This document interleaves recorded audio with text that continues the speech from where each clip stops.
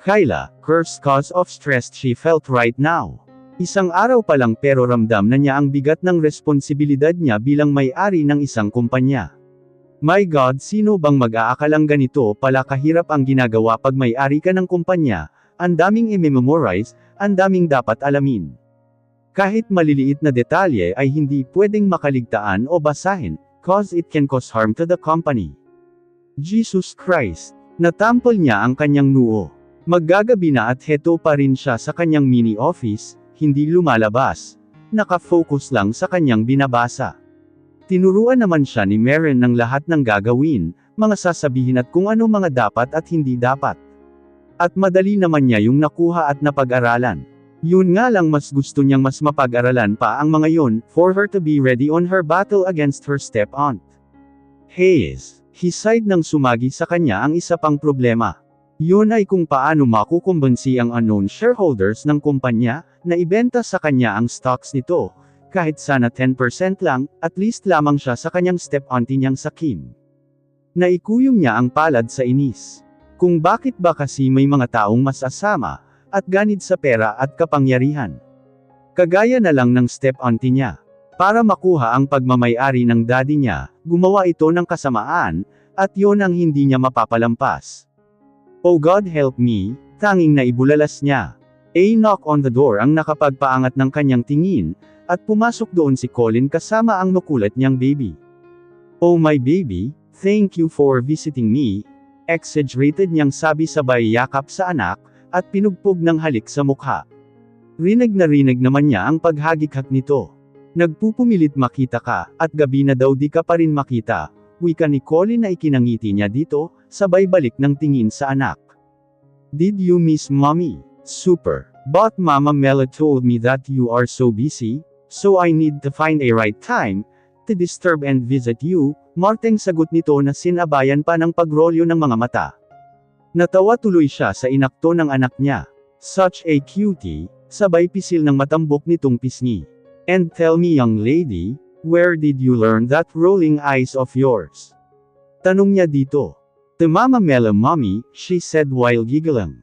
Oh, kayo talagang dalawa saad niya kay Colin nangingiti naman.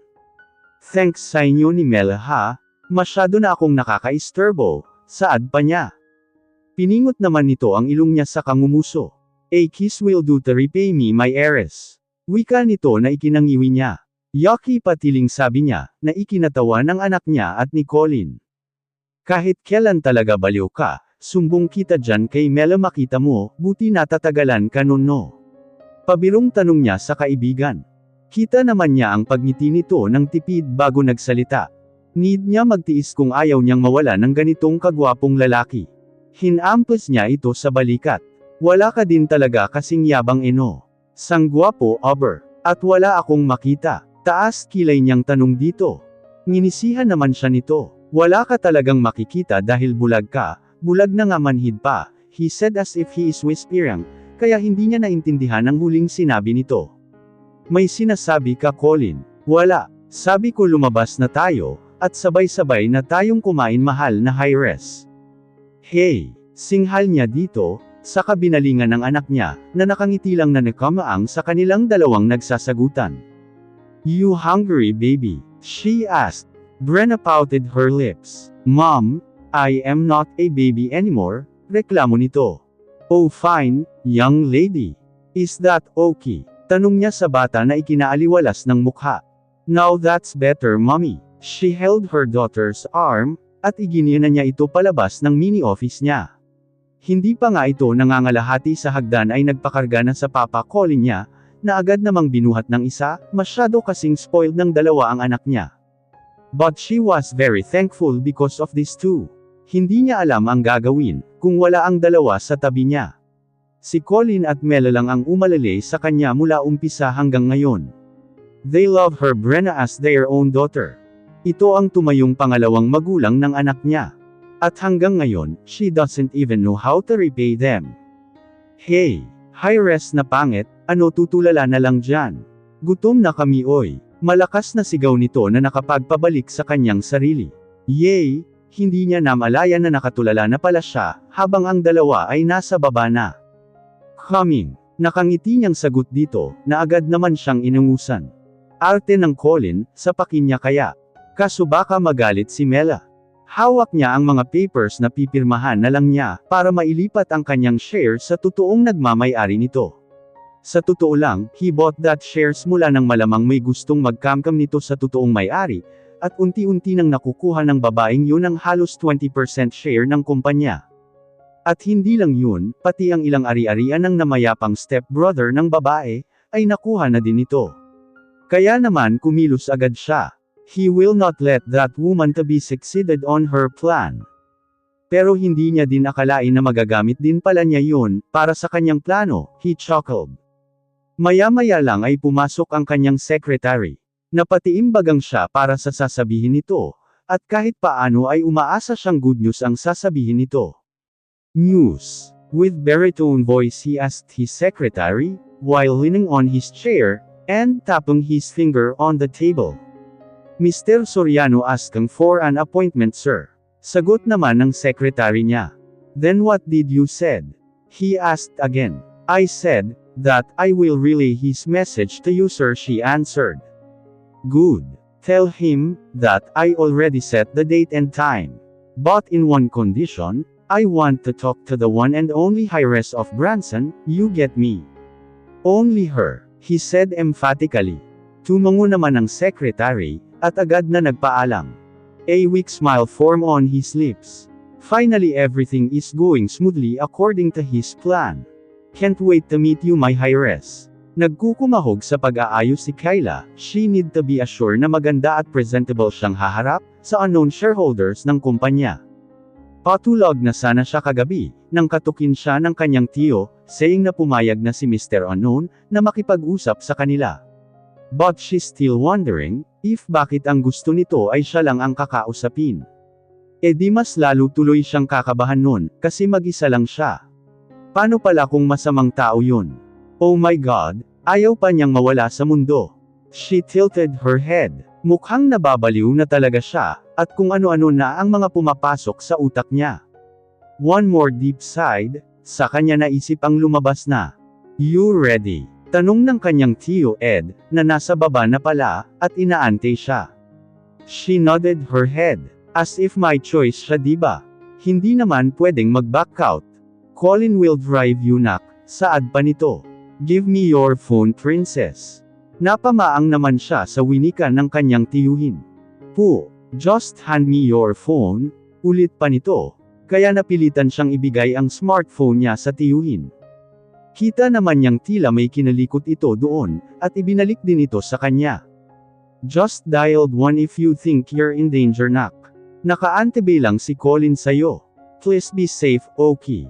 Napangitinam siya sa tinura ng tiyuhin, kahit kailan talaga laging iniinuna ng tiyuhin niya ang kanyang safety. Thanks, tiyo. I got to go. Bawal malate. Paalam niya sa tiyuhin na agad naman siyang tinanguan. You ready, my Heiress? Tila nang aasar na tanong sa kanya ni Colin, nang makapasok na siya ng sasakyan. Inirapan naman niya ito. Ako, Colin, tigilan mo sa Heiress na yan, at talagang ma-Heiress kita, wika niya dito na ikinatawa naman ng isa, kainis lang. Pinisil naman nito ang mukha niya. Kikanin, tinatanggal ko lang ang kaba mo. Abay, tingnan mo nga, naka-lipstick ka, pero halatang namumutla ka, saad nito na sinabayan pa ng ngisi. She, singhal niya sa kaibigan, at sinabayan pa niya ng hampas sa balikat nito. Oh, he winced, mapanakit. Nginisya naman niya ito, kulang pa yan, at hindi lang yan ang aabutin mo. Once na hindi ka tumigil, wika niya sabay halukip-kip sa kanyang inuupuan. Sos, kahit kailan ka talaga. But seriously pangit, be strong and do your best. Para mapapayag mo kung sino man yang kumag na unknown shareholders ng company mo, and I know na yakang-yaka mo yan, ikaw pa ba? Wika nito na halata namang pinapalakas ng kaibigan ang loob niya. Thanks, Col. Kaya ko ta, sagot naman niya sa kaibigan, that made him chuckle. Wala pa ba? Tanong ng lalaki sa kanyang secretary. Kanina pa niya kasi tinitingnan ang wristwatch niya, pati ang mini clock na nasa rack, kanina pa din niya tinatitigan. 5 minutes left, till now wala pa rin ang babaeng inaantay niya, what if she changed her mind, at hindi na ito pumunta pa? But no. Her secretary confirmed it twice, that her boss is coming. He twisted his lips while scratching his brow. Ganito kasi siya pag natetense. She's coming sir, tila lumukso ang puso niya sa narinig. Bakit kinabahan naman ata siya ng sobra, munta nga lang, iling-iling niyang sabi sa sarili. Just send her in once she's here. And know what to do, I don't want any distractions. Cancel all my meetings, no phone calls and most especially no visitors. Me and Miss Soriano has an important matters to talk with. Is that clear? He asked emphatically. Loud and clear sir, sagot naman nito. Good. You may leave now, saad niya dito na agad namang yumuko, at tumalima na palabas ng office niya. Nakakadalawang hinggang malalim na si Kayla, dahil sa kabang nararamdaman. She's inside of the building, at sinalubong na din siya ng secretary ni Mr. Unknown. But on their way to the office, bigla naman siyang nakaramdam ng panginginig. Kaya nagpaalam muna siya, na pupunta muna siya ng comfort room, na agad namang ikinatango. Sinipat-sipat niya ang sarili sa salamin. Oh well, maganda naman siya, kaya sa tingin naman niya wala dapat siyang ikakaba. Napag-aralan na din naman niya lahat ng sasabihin niya sa lalaki, para makambansi lang ito, iba talaga ang pakiramdam niya ngayon. Kanina lang while entering the building, she felt her knees shaking, even her hands are cold, and as if it is sweating, Jesus Christ. One more deep breath, and she walked outside the comfort room. Sorry if I keep you waiting, wika niya sa sekretarya, na hindi niya akalaing inaante pa pala siya nito. No worries ma'am, this way po, giya nito sa kanya papunta sa office ng presidente, which is si Mr. Unknown nga. Hindi niya lubos akalain na napakayaman pala, ng isa sa mga shareholders ng company ng daddy niya. Sa labas pa lang ng building nito, alam mo na agad ang karangyan kahit pati sa loob iba ang interior, sobrang classy. Kung sobrang yaman nito, kumusta naman kaya ang ugali, sana hindi monster. The secretary knocked the door. Kaya napalunok na naman siya ng laway. You can get in ma'am, wika nito sabay bukas ng pintuan ng office ng Mr. Unknown. Ngumiti naman siya at tinanguan ito, bago naglakad papasok sa loob. At halos mapapitlag siya nang isinara ng sekretarya ang pintuan. Diyos mio, Marimar, she composed herself, bago humakbang patungo sa mesa ng taong pakay niya. Kita niyang nakatalikod ang lalaki, habang nakaupo sa swivel chair nito. Nakatanaw ata ito sa labas ng glass door. She cleared her throat, before she uttered her word. Hi, good morning, wika niya. At halos pidgel hininga siya nang unti-unti nitong iikot ang upuan, at humarap sa kanya. The man was tall, and handsome. Halatang laki sa karangyan, ang ganda din ng mga mata nito, at pupuste siyang may ibang lahi ito. Am I past your standard? Tanong nito na ikinabalik niya sa kanyang sarili. Inay pati boses lalaking lalaki She smiled, kahit abot-abot ng Mars planet ang kaba niya. I'm sorry sir, Adler, putol nito sa sasabihin niya. Please don't call me sir, dagdag pa nito sa katumayo, Hans is okay. Me I know the real name. Tanong nito. Oh, I'm Kayla Soriano, and you can call me Kyle, pagpapakilala niya dito. Ngumiti naman ang lalaking kaharap niya ng pagkaganda-ganda, what a nice set pair of teeth, at mas lalo itong gamwapo. Such a gorgeous and lovely name just like the owner, saad nito at pinasadahan pa ng tingin ang kabuuan niya. Nailang tuloy siya bigla. Now I know why he's crazy, he murmured. Come again. Tak ang tanong niya dito. Nah, don't mind me. Nakangiting sabi nito, how ungentleman I am, please sit down Miss Soriano he added, sabay giya sa kanya nito sa upuan. Thank you, pasasalamat niya dito nang makaupo na siya. Mr. Adler, hindi na ako magpapaligoy-ligoy pa. I am here to ask you, if I can buy your shares in our company. Kinakabahan niyang tanong, pero pinipilit niyang umaktong normal. But the truth, her knees are trembling, while her hands are shaking. Suska, hindi siya sanay ng ganito, lalo na kung kaharap pa ganito, may ilang ka talaga ng bongga. Tiningnan naman siya nito ng mariin. Tingin na tila ba inaaral siya. Inay ko po. Here, sabay lapag ng folder na dala niya, na tiningnan lang naman ito. That's our offer and I know that it was a good deal, wika pa niya. Pero ilang segundo na ata ang nakalilipas, ay hindi man lang ito umiimik, at matamang lang na nakatitig sa kanya. Galit ba ta? O ano? Tanong niya sa sarili. Ang hirap basahin ng isip ng malaking mama na ta. Look Mr. Adler, I just really need your share. Para mapaalis ko sa kumpanya ang step-auntie ko, kinakamkam niya ang kumpanya ng daddy ko, at ikaw lang. I mean yung share mo lang ang makakatulong para mas tumaas ang laban ko sa kanya. Buying your shares can make me the president on my dad's company. And I also need your vote sa pagbabalik ko. So please, I need your help. I will not gonna buy it all, 10% will do, she explained. Sorry Miss Soriano, blankong mukhang sabi nito, at talagang tila sinadya pang bitinin ang susunod na sasabihin. Pasuspense lang ang peg ng isang ta. Pero, mukhang hindi papayag ang malaking mama, wika niya sa isip. But no, hindi siya papayag. Please, I'm sorry Miss Soriano, but hindi ako ang dapat kakausapin mo about that matters, saad nito na ikinakunot niya ng noo. Wait, what do you mean by that? About that, I think isang tao lang ang dapat mong kausapin dyan, at hindi ako yun, I am just his body, sorry. Nakangiting sabi nito sabay peace sign. Laglag pa nga niya sa winika ng lalaki. So hindi ito ang Mr. Unknown, kung ganun sino? Oh he's here, sabi nito na ikinapitlag niya.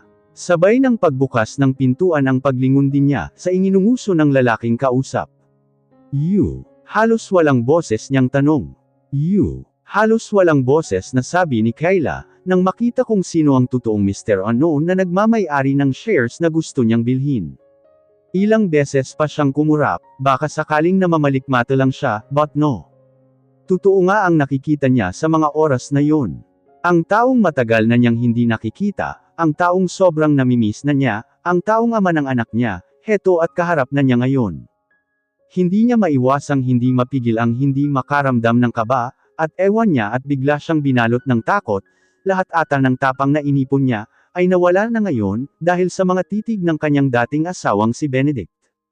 Ramdam na ramdam niya ang panlalamig ng kanyang mga kamay, at panlalambot ng mga tuhod niya. This man has still the same effect on her. Pero bakit mas lalo itong gamwapo ngayon, mas naging matikas, mura niya sa isip. Hold yourself Kayla. She heard him fake a cough, kaya napakurap-kurap na naman siya. Hindi niya namalayan na masyado na pala siyang nakatitig sa dating asawa niya. You looking for me Mrs. Adson? Baritonong boses na tanong nito sa kanya. She swallowed harder, dahil sa lakas ng kalabog ng puso niya. Pero teka ano tinawag nito sa kanya? Mrs. Adson. Napataas tuloy ang isang kilay niya nang dahil doon. Want me to introduce myself to you formally wife? He asked again. This time nakitaan niya ng maliit na pagngisi sa mga labi nito. Napamura na naman tuloy siya nang wala sa oras. I'm sorry but I have to go, mabilis na sabi niya nang makabawi siya, sabay hablot ng kanyang bag at ng folder na inilapag niya sa mesa, and walked towards the door. Malapit pa lang siya sa pintuan nang magsalita ulit ito. I thought you want to talk to me. So why leaving? Tanong ulit nito. She closed her eyes to compose herself, bago niya nilingon ito na matiim lang palang nakatitig sa kanya. Hindi siya sigurado, but she saw sadness and longing to his eyes. Pero mabilis din itong napalitan ng malalamig na titig. I will ask my attorney to handle this matter Mr. No, putol nito sa sinasabi niya. I want you. Walang iba, he said emphatically. Tigagal naman siya sa narinig. Bakit pakiramdam ni Kayla, double meaning ang pakasabi nito ng I want you? O imagination niya lang yun? Ay ewan, she breathed deeply, bago naglakad pabalik kay Benedict.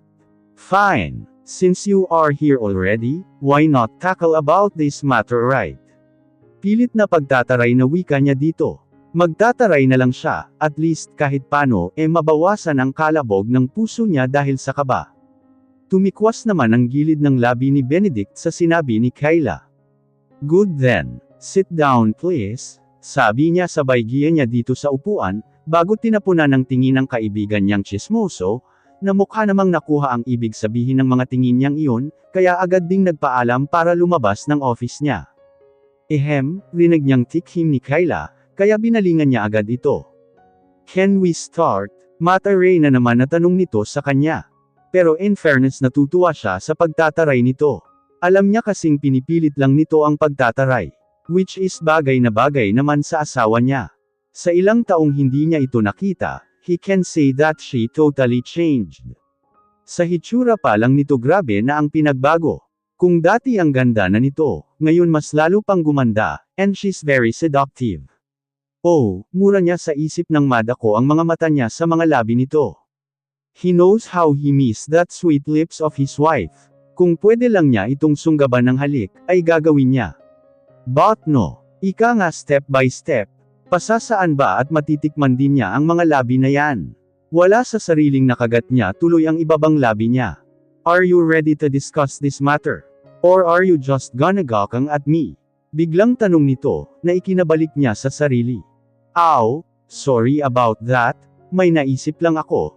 Sagot naman niya dito, na ikinairap lang nito. Kung alam lang nito kung ano ang epekto ng pang-iirap nito sa kanya. Shall we start? She asked na hindi naman niya pinansin, bagkus iba ang lumabas sa kanyang bibig. How are you? Tanong niya dito na tila ikinagulat naman ng kanyang asawa, pero nakabawi din sa huli. Nakuha pa nitong tumikim, and looked at him straight on his eyes. I am here for business Mr. Adson, hindi ang makipagkumustahan sa'yo, she answered. I know, but I want to know if how are you? Can't you answer it? He heard her side. I'm good and I know that you are not blind Mr. Adson. As you can see I am perfectly fine. Tumaas naman ang gilid ng labi niya. Palaban na talaga ang asawa niya ngayon. Nakikita ko nga cause I'm not blind, saad niya dito. Well good then, so nasagot ko na ang mga tanong mo, can we start now? Tanong nito na ikinatango niya. Nilapag nito ang folder sa mesa niya at binuklat ito. There, as you can see, and maybe you are already aware, that I want to buy your share on our company. I just need your 10% share and your vote. Name the price and I'm very much willing to pay you, diretsong sabi nito.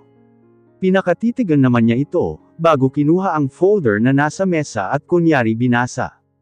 Oh well, wala naman siya balak ibenta, dahil sa umpisa pa lang wala naman siyang ibebentang share, dahil ang share na nasa kanya, ay pag-aari pa rin naman ni Kyla.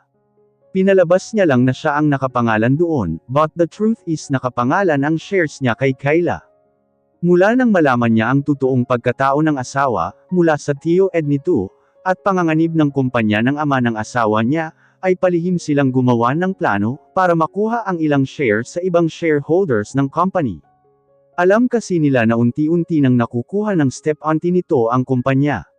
At yon ang hindi nila pwedeng payagan. Pero walang alam sa lahat si Kyla. Kahit ang mga naibentang ibang ari-arian ng mga magulang ng kanyang asawa, ay siya ang bumili. Balak niya talagang ibigay lahat dito, once na mahanap niya ito. Pero dahil alam niyang mahihirapan siyang mapabalik ang asawa, kaya they've made a plan. At ito na nga ang isa sa mga plano niya. And he will make sure na hindi lang sa Pilipinas, at sa totoong pagkatao babalik ang asawa niya, kundi pati sa buhay niya. Excuse me, Mr. Adson, are you still with me? Mukhang asar na tanong nito na ikinangiti niya. Of course, I'm still with you. God knows that, he smilingly said. Then tell me if you agree or not. I'm agree, I can give you all my shares, but in one condition, he pouted his lips, dahil sa pinipigil niyang ngiti, na gustong kumawala sa kanyang labi nang makita ang pagsasalubong ng mga kilay ng asawa. What condition? Taas noong tanong nito. Come back to me.